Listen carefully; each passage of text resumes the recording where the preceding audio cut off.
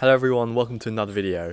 If you don't know me, my name's Jaden and I'll soon be a first year dental student studying in university. As requested, and as so many of you guys are going back to school, I'll be doing a video on folder organisation and organisation in general for sixth form and A-levels. So first I'll be talking about why I'd recommend organising everything in sixth form the way I did it, and then I would give a real example and my recommendations for how you could do it as well. Also, a quick side note, hopefully you'll be able to tell there's a change in scenery if you're not new here, and I'm in my garden actually and want to make use of the good weather while it lasts, so hopefully the birds and all the car noises won't be too much of a distraction for everyone. Let's get back to the video. In sixth form you have 3, 4 or even 5 subjects if you're taking that many, but this doesn't really sound a lot compared to GCSE. You learn a lot more content at A level and have heavier textbooks, which can be sometimes really annoying to carry around. If you watch Unjaded Jade, then you might have seen her folder organisation video, and I got my idea from her, so thank you very much for sharing this idea. But it's basically a nice little system where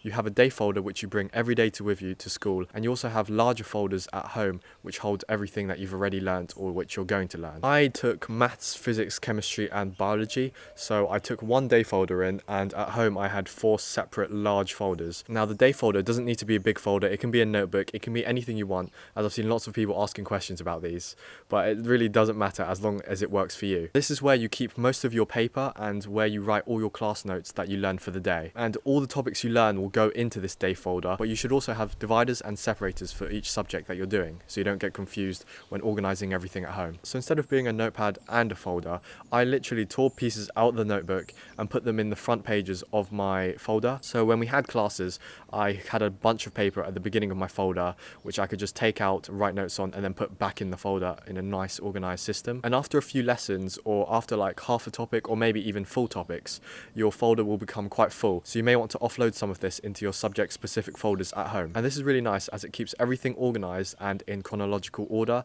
so when you come to revise you know exactly what you've learnt and when you've learnt it. The folders that you have at home should also be separated using dividers into the topics of each subject. So for a quick example, for biology, after I did each topic I would put that topic into the subsection in my folder, so I just held everything in there. So now my day folder is pretty much empty enough so that I could learn a lot more and start a new topic. This means that you don't have to carry 4 or 5 folders around with you in school, which makes your life a lot easier and it makes you a lot less likely to lose important information. Another tip that I would add is that this folder technique actually really works well with past papers and past questions as well, as I always used to put these past papers at the beginning of each topic, so when it came to revising for my exams I could really easily locate where all my past paper questions were, and I could always see my corrections and what I needed to work on. Let's do an example and do a subject specific example. So let's say I'm doing chemistry at school today along with loads of other subjects, but let's just focus on chemistry. So when you go into the chemistry lesson you'll probably want to take a few notes, so you take a few pages out of your folder and then you write your notes on it,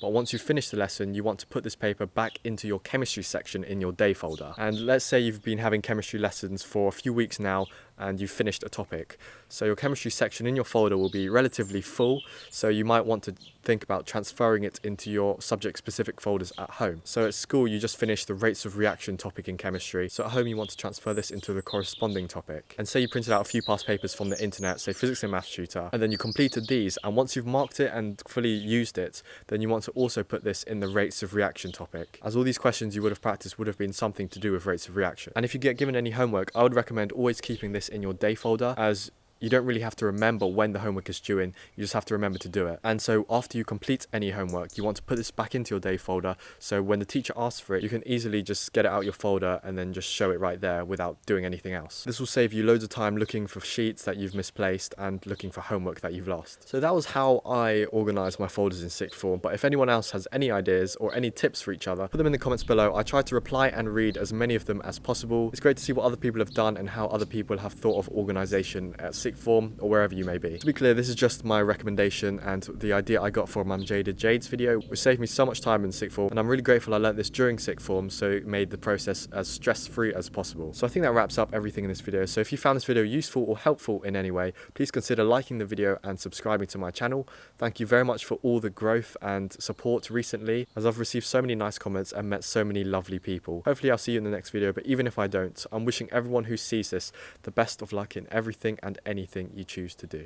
Thank you very much for watching. Goodbye.